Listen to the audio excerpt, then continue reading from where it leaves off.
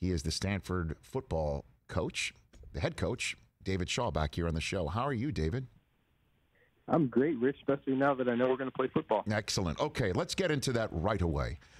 You were on about a month ago, and I asked you if you thought the decision to postpone was the right one. You said unequivocally.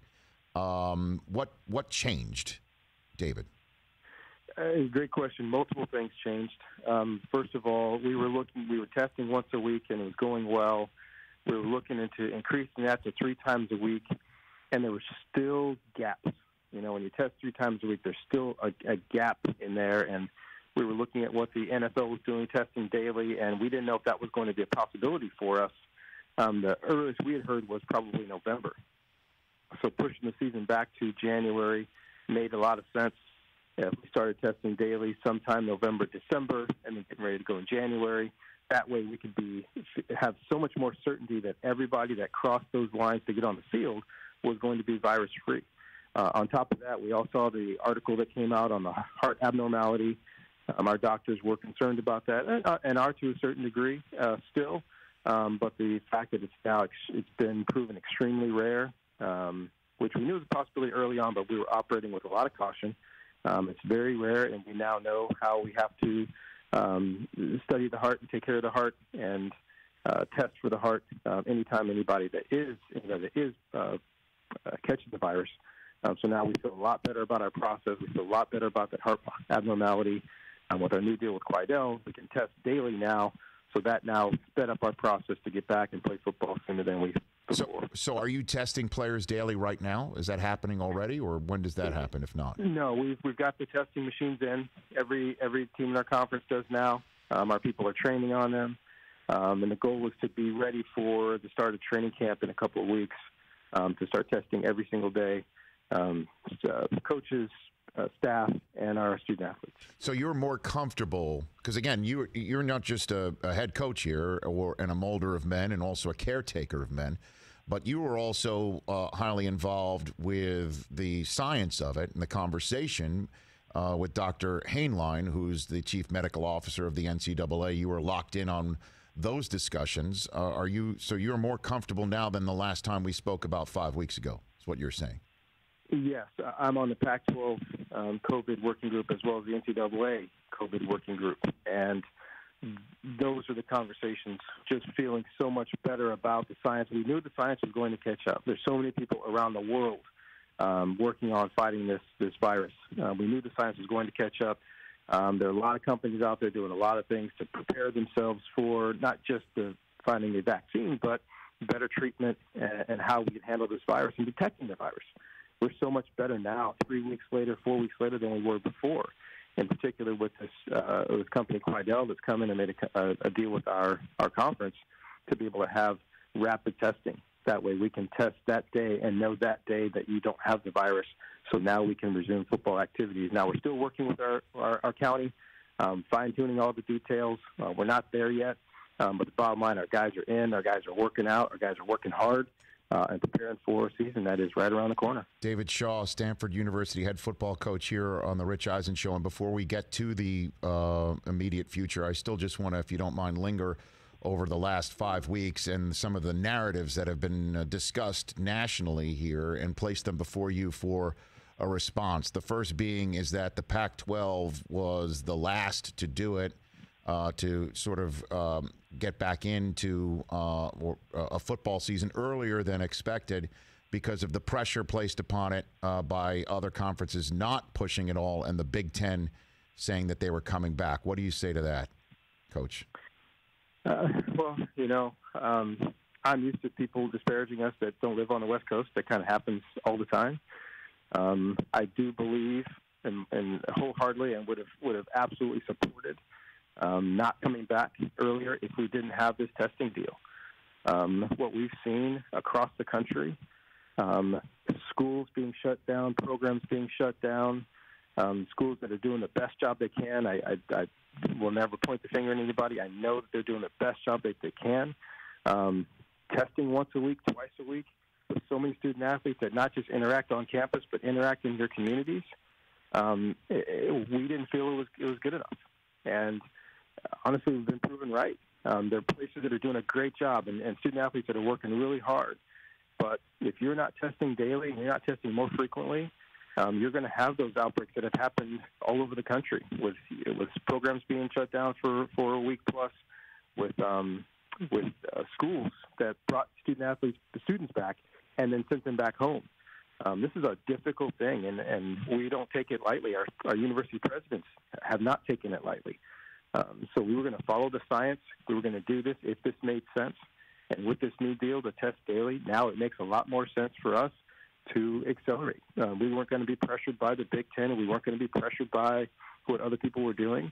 I've said this before, and I'll say it again. I could honestly look my guys in the eye and say, we're looking out for your health and welfare. And that's why we were making the decisions that we were making. Yeah, and I guess you kind of touched upon the other narrative, Coach, that I'm sure rankles, that there wasn't enough push by the fan base or by the parent base in the Pac-12 in the same way that we saw in the Big Ten, because there's not nearly as much enthusiasm out in Pac-12 country. I placed that one before you too, David Shaw. Yeah. People will make whatever narratives they want, which is fine. No one can look me in the eye and tell me that our student athletes don't work as hard as anybody else in America, that they don't care as much as anybody else in America, that their parents don't care about them and their health and welfare as well as their future prospects in the NFL. That just doesn't make sense to us. Now, what makes sense to me is our process. Our process from the very beginning, and I can speak very intelligently on this, because as I said, I was involved in this process of being on this working group, and we heard from the doctors, and we kept our students and their parents informed of our entire process from the very beginning. We're going to follow the doctor's recommendations. We're not going to be swayed by politics. We're not going to be swayed by what other conferences do. We have medical experts that we were going to talk to. We were going to communicate with other people around the country, as well as people at the CDC in different places, to make sure that we're doing what we believe is best, and best for our student athletes. We were not going to put football ahead of their health. That's just not going to happen. So the fact that we didn't have a lot of marches and all those things, for me, it just said we did a great job of keeping everybody informed of our process. We kept everybody informed of what we were doing and why. For a while, we had weekly meetings with our head coaches in our conference to let them know what the doctors are saying. We met periodically with our athletic directors, so we're all on the same page. Our university presidents met with our doctors and our university our athletic directors. So I think we were all on the same page this entire time.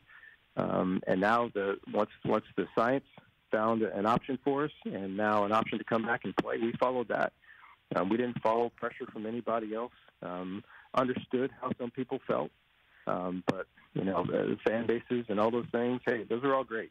But we're going to follow our doctors, and our doctors have now come back to us and said, hey, with this daily testing, with where the heart abnormality is, we feel comfortable coming back. Our president's deliberated about it and said, you know what, we feel good about following this process and coming back, and now we want to give ourselves a little bit of a runway to get our guys back, because a lot of us, we're on quarter system. A lot of us send our guys home. They worked extremely hard for the summer. We gave them a couple of weeks off to go back home and rest. And now that we changed the calendar again, now we're getting them back, and we need some time to get them ready to play some good football. Head football coach at Stanford University. A few more minutes left here with David Shaw. Let's talk about the here and now. David, when do we see a schedule? When do you see a schedule? When does that hit? We'll see. I know it's being worked on in a dark room someplace, and hoping to hear something about that possibly by this weekend. We're all waiting to hear it. Bottom line for us is we're getting our guys ready. We start training camp in a couple of weeks, so we're getting the guys' bodies ready for this ridiculous sport that we all love. But at some point, we'll see when. All I know is I know 5 of our opponents because we're playing the Pac-12 North. And the only question is whether or not it's which school it's going to be from the Pac-12 South. So we've got a good idea and a good start on all those teams. And we'll wait to hear, hopefully, this weekend who we play. And in terms of the splits, home and away, do you have any sense of that? Because obviously, when it's got nothing to do with fans, but it does. Maybe other places could have fans, and then obviously traveling in the pandemic is definitely a disadvantage for those who just show up on campus, I imagine, right? Yeah. Traveling takes some effort because There have been a lot of reports of people contracting the virus, whether they travel alone or travel with a team. So a lot of care needs to go into how you take buses, how you fly, and how you take the next bus, and then how you operate in a hotel and team meals and all those things. So yeah, where you play is important. Once again, I think we have an idea that our divisional opponents will be switching back and forth every year like we did. So we're opposite of what we did last year. I think we have an idea that that's going to happen. And then where we play our other game, we'll see. But yeah, those are things that our operations people have been working on, honestly, since this whole thing began. And then in terms of your, in terms of the here and now as well, your former quarterback who transferred to Mississippi State, KJ Costello, what a dynamite start it was for him, and huge win for him personally. I'd love to give you the floor and know what your thoughts were on all of that, Coach. I'm so proud of KJ. I have a special relationship with him and his family. I loved him dearly. I hated to see him go. Understood his reasons for being a grad transfer, whether we had two phenomenal quarterbacks. KJ made his choice, and I supported his choice 100%. We all knew he was going to go out there and put on a show. KJ had a rough year his last year with us. Couldn't get healthy. He was healthy for one game and was phenomenal against Arizona, but that was really the only game he was healthy all year. It hurt him so much. It hurt me so much and all of us because we saw what he was capable of the year before. His junior year with us, he threw for 3,500 yards, second most yardage in the history of Stanford football, and threw for 29 touchdowns. So we knew this guy had a chance to be a superstar in college and a superstar potentially in the NFL. So not surprised he goes into a Mike Leach system and throws for a ton of yards. Mike's had a lot of quarterbacks. He's had very few with guys like KJ with the arm and the talent that he's got. So I know he's going to put up big yards, and I hope they win a bunch of games. And then lastly, if you would put your draft evaluator hat back on, if we did have a draft show together like normal, we would have been all over your evaluation of Justin Herbert, and I think I've even gotten it from you in past appearances here on this show. But now he got in there.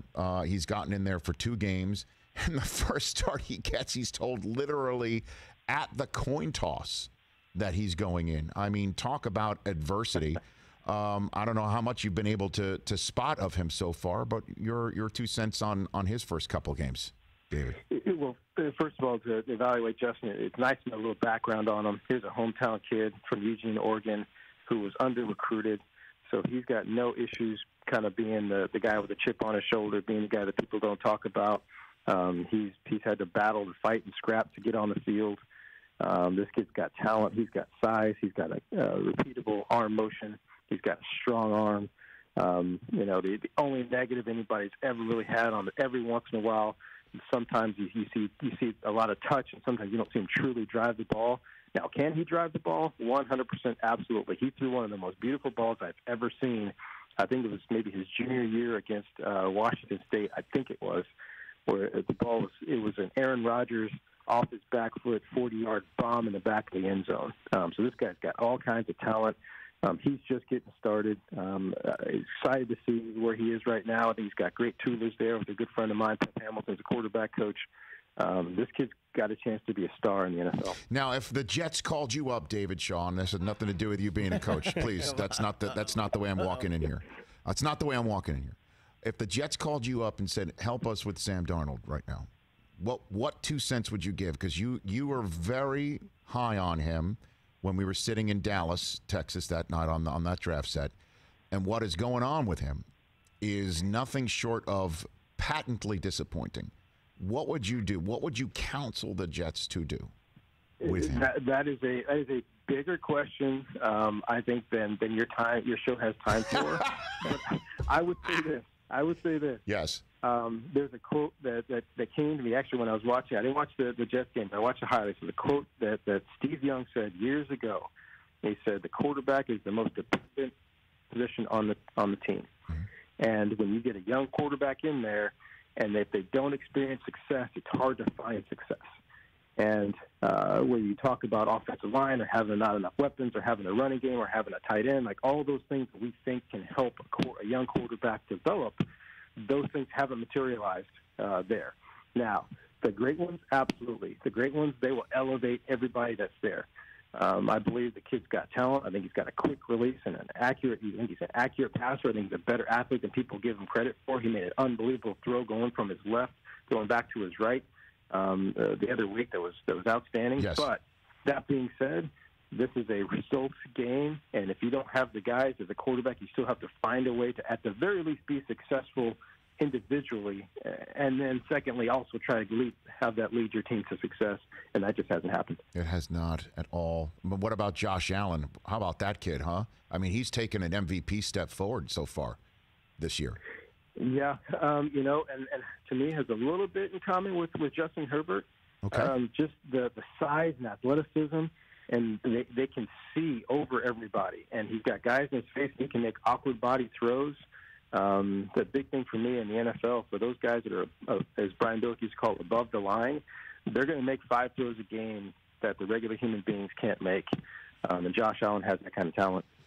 Coach, thanks again for calling in and always, being honest and spitting truth and telling us what's on your mind. And good luck. I hope you get that schedule sooner rather than later. And let's talk as you get ready for the season. And I'm glad that you're back playing football big time.